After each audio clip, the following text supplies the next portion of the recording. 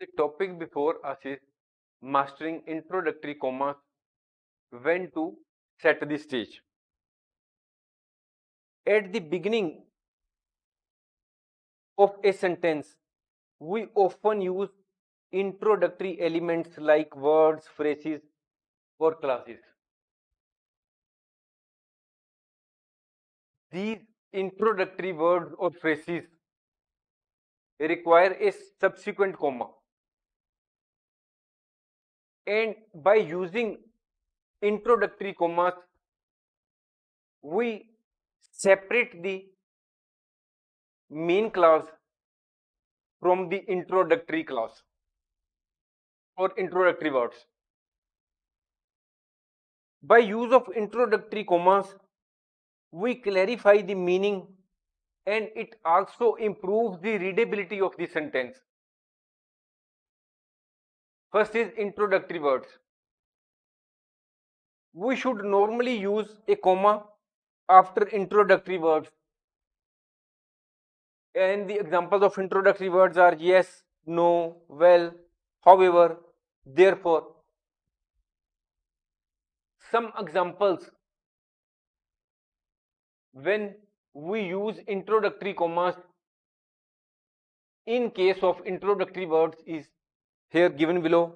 Yes, I would love to join you for dinner. Here, after yes, we have used introductory comma, and yes is a introductory word.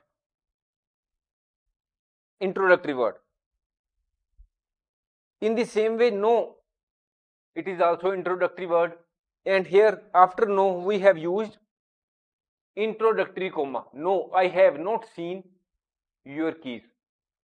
Well is a introductory word, and after introductory word we have used comma, and this is known as introductory comma. Well, it is time to start the meeting. Some other examples of introductory words: however, I believe,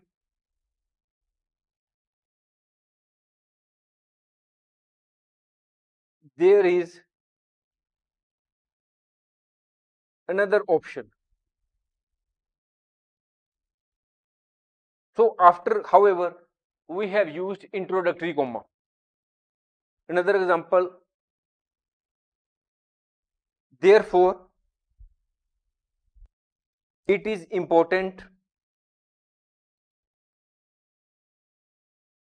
to follow the guidelines.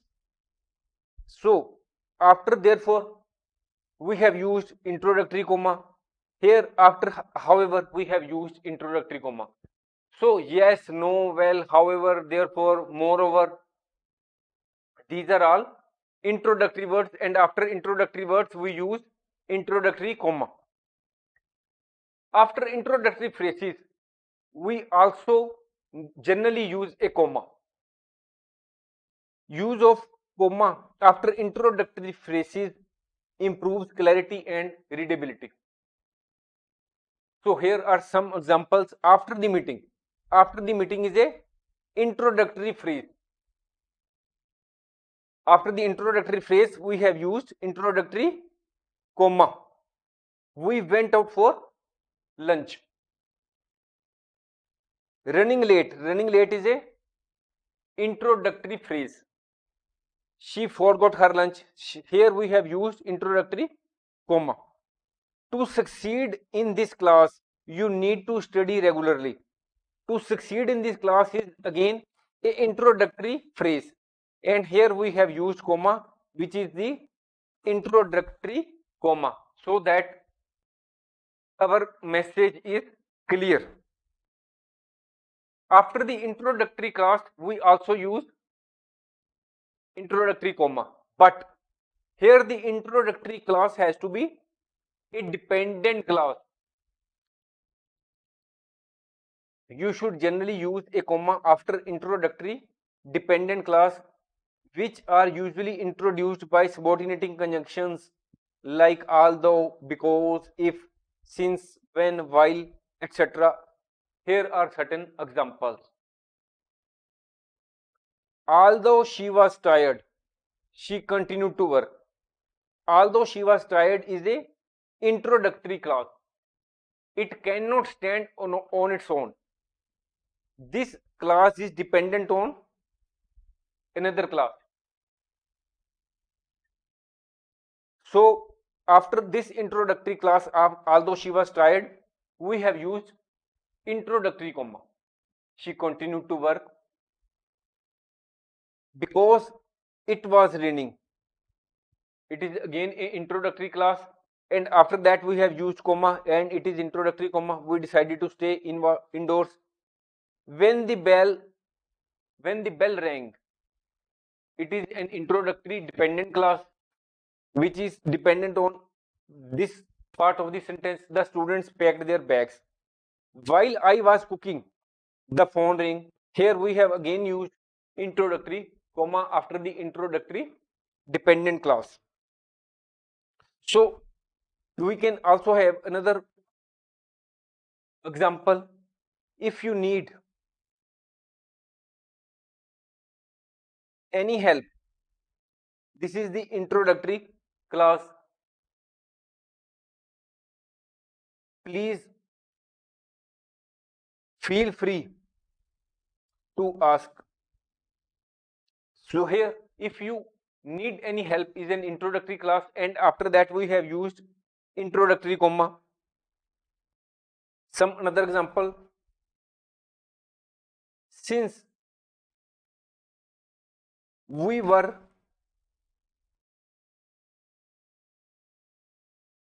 running late, since we were running late is an introductory clause. We took a taxi. So since we were running late is an introductory dependent clause, and here we have used comma, which is introductory comma. Common mistakes, missing comma. Although it was late, we continued working. Although it was late is an introductory dependent clause. So here we have to use comma in between. Unnecessary comma. To get to the store, you need to take a left turn. Here it is the unnecessary comma in between need and to. So to get to the store is a introductory dependent clause, and after that we have inserted a comma, and comma is already there, but we have removed comma which was unnecessarily there. So this is the correct sentence. Misplaced comma. After the long meeting, we comma were all exhausted. After the long meeting, it is the introductory phrase, and after that we have to insert comma, which is the introductory comma. This comma which is there after we is wrong, so it is wrong sentence. It is here in the second sentence, after the long meeting comma we were all exhausted, comma has been properly placed after the introductory phrase. Tips: pause and read. When reading a sentence aloud, speaking loudly, if there is a natural pause after the introductory element, a comma is needed. Introductory element means introductory phrase, introductory word, or introductory clause, dependent clause. Then a comma is likely needed. Yes, I will go to the market. After yes, we will use comma. Clarity. Use a comma if the introductory phrase might be misinterpreted as a part of the main clause without it. For example, confused. They entered the wrong house. Here, use of comma after confused clarifies they were confused and not the house. Next is identify the introductory element. We should identify which is the introductory word, introductory phrase, or introductory dependent clause, and after that we have to insert comma, introductory comma, punctuating complex introductory phrases. If the introductory phrase contains internal commas, a comma is usually needed after the entire phrase. We read it: running late, sweaty, and slightly out of breath. I finally reached the meeting point. What it conveys? It conveys that running late, sweaty, and slightly out of breath. It is a complex introductory phrase. It is to be taken as a whole. This is a introductory class. It is not that running late is an introductory class. No. Running late, sweaty, and slightly out of breath. All these words are collectively one introductory phrase. Introductory phrase is complex, and there are internal commas in between. In between this introductory complex introductory phrase, there are commas, but a comma is usually needed after the entire phrase. After the entire phrase, from running to breath, it is one phrase. So after that phrase, we usually insert a comma. Here, comma is there after breath. I finally reached the meeting point.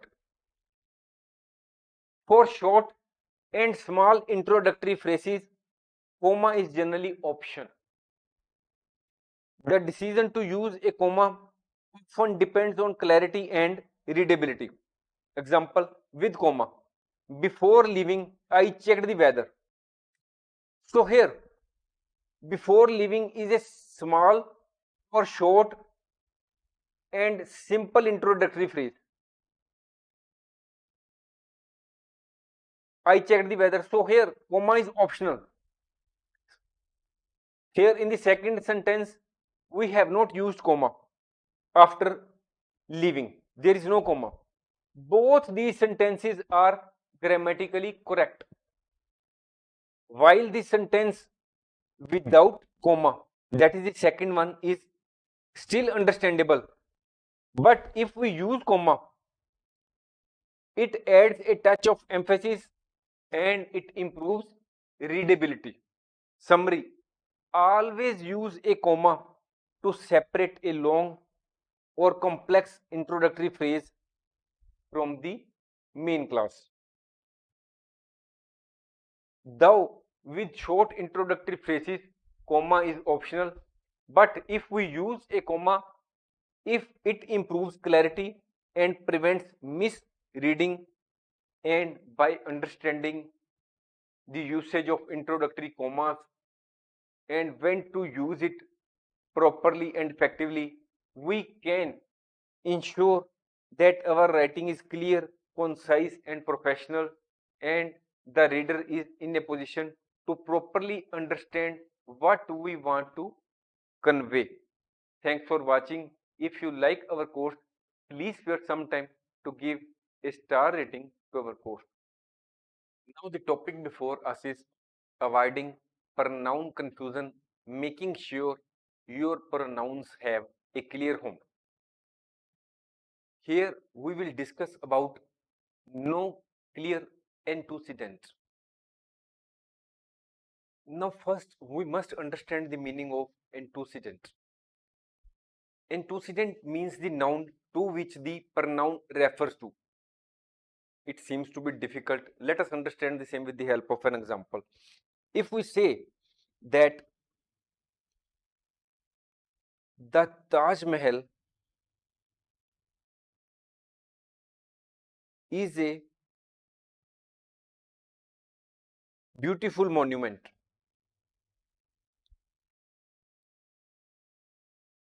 it is a symbol of love. So Taj Mahal is a noun, it is a pronoun, so it is referring to Taj Mahal. So Taj Mahal in this case is antecedent. If In place of Taj Mahal, we write Taj Mahal and the Great Wall of China are beautiful monuments. We have changed the sentence. Now we have written the Taj Mahal and Great Wall of China are beautiful monuments. It is a symbol of love. Now, to which this pronoun is referring, it is referring to, it is a symbol of love. It is referring to Taj Mahal or Great Wall of China. Though, being a student of history, we may know that Taj Mahal is a symbol of love. But from this sentence, it is not clear whether Taj Mahal is a symbol of love or Great Wall of China is a symbol of love. It is not having a clearer home or a clear home. It is not having a clear antecedent. Noun is not clear, but which it is referring to which noun? Either Taj Mahal or Great Wall of China. So there should be a clear antecedent. Pronoun should have a reference to a clear noun. So English pronouns are words like he, she, it, they, we, you, and this act as substitutes for nouns.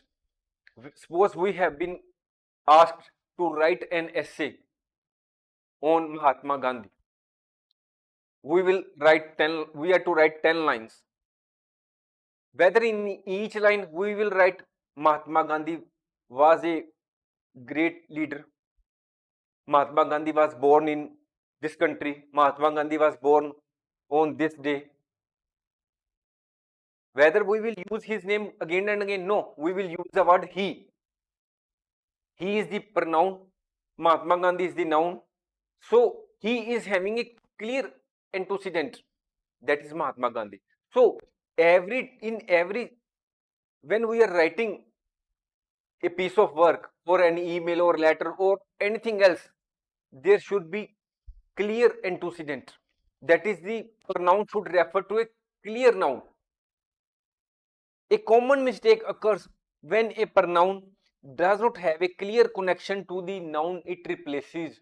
The lack of clear antecedent can make the sentence confusing for the reader. The reader does not understand to which the pronoun is referring, to which noun the pronoun is referring. Now we will understand with the help of examples the cases of no clear antecedent errors. First is ambiguous antecedent. Example is, when Jerry arrived at the party, there was a cake. When you go to the party, there may be a cake. Next sentence is, he blew out the candles. When you go to the party, there be many persons present in the party. Many persons are present in the party. He blew out the candles. Here he is referring to what? He is referring to Jerry or some other person, because in the party there may be many persons. Some other person may be blowing off the candles because it may be his birthday. It may be Jerry's birthday or any other person's birthday. So he is not referring to a clear noun. There is no clear antecedent. So to correct that, when Jerry arrived at the party, there was a cake. Jerry blew out the candles. We have used the word, we have again used the noun itself. We have not used pronoun. We have used the noun again, because here he was not referring to the correct noun. It was unclear to whom he was referring to. Next is vague antecedent. Sometimes the sentence has two possible antecedents, making the sentence unclear. Example is, after putting the disc in the cabinet, it was never seen again. Now it is the pronoun Now, to which noun it is referring? It is either referring to disk or the cabinet. Disk was not seen again or the cabinet was not seen again. It is not clear. So antecedent is vague. So to clarify that, we have written the disk was never seen again. So you making the use of the word the disk clarifies the sentence properly. Next is distant antecedent. Example is Jenny dropped the vase on the floor, which shattered into pieces. Here, which is the pronoun? It is referring to the distant antecedent vase, but the sentence is somewhat lengthy or seem to be somewhat awkward. Though it is grammatically okay, but there is a distant antecedent. To clarify the sentence or to make the sentence clearer, we rewrite it. Jane dropped the vase on the floor and the vase shattered into pieces. Sometimes there is the error of missing antecedent. Example is, despite working late, it was finished on time. Now, this is the pronoun. To whom it is referring? It is not clear. To which work it is referring? Whether it was a project, it was a repair work, or some other work, it is not clear. So to clarify that,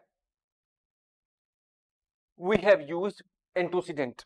Despite working late, the project is the noun or antecedent. The project was finished on time. Despite working late on the project, it is the antecedent or the noun. It was finished on time.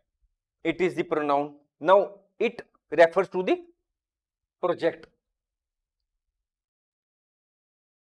So in every sentence, the pronoun should have a clear antecedent. Next is multiple possible antecedents.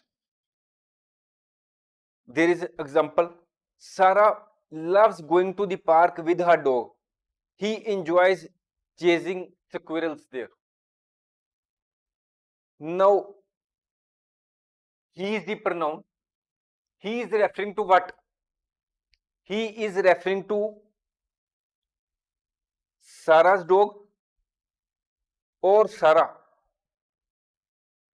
Thou. The second option is remote possibility because Sarah is the name of a girl, is a female name. But there is also a possibility that he is has been the word he, that is the pronoun, has been used for some other person which may be there in the park or which comes to the park regularly, who comes to the park regularly. So it is unclear to which the word or pronoun he is referring to. To clarify, we have rewritten Sarah loves going to the park with her dog. We have inserted the name or assumed the name of dog as Rocky. Rocky enjoys chasing. In place of he, we have used the name of the dog. Rocky enjoys squirrels there. Or in other way, we can say that Sarah loves going to the park with her dog. We have here not used the name of the dog. We have again used her word, her dog. Her dog enjoys chasing squirrels there. Now, tips to avoid no clear antecedent errors. Use specific nouns. When in doubt, repeat the noun itself instead of using pronoun. You can use noun if there is some doubt. Rephrase the sentence. Sometimes, if we restructure the sentence, the need of pronoun is eliminated altogether. Next is ensure pronoun and antecedent agreement. Make sure that when you are using pronoun, the pronoun is having or referring back to a clear and unmistakable antecedent, as we have seen in our earlier example. Taj Mahal and the Great Wall of China are two beautiful monuments, and we had written in the next sentence, it is a symbol of love. It was not referring to a clear antecedent. So such type of mistake should not happen. When we are using pronoun it or any other pronoun he, she, or any other pronoun, it should have a clear home. That is, it should have a reference to a clear antecedent. Maintain proximity. Keep pronouns closer to the antecedents to avoid confusion. Try that pronoun should be close to the noun. Test your knowledge. Now we will see some examples where is the fault with regard to the use of antecedents, that whether they are having clear antecedents or not, or we are to rewrite the sentence keeping in view the no clear antecedent errors. When Jim went to the store, he saw Bob and he said he was late. When Jim went to the store, he saw Bob. Okay, he is referring to Jim. Next sentence is he said he was late. The problem is with this he. Here he is referring to Jim or Bob. It is not clear whether he is referring to Jim or Bob. It is not clear. He said he was late. Who said? Jim said he was late or Bob said he was late? It is not clear. So we have to rewrite the sentence. We will rewrite the sentence when Jim went to the store, he saw Bob. We will put full stop. Now we will take another sentence. He said he was late. We will write Jim said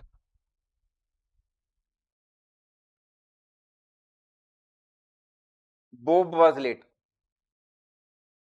Or we can rewrite it in other way. We will write it again.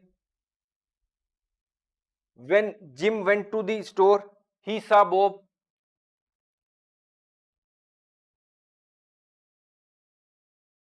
Bob said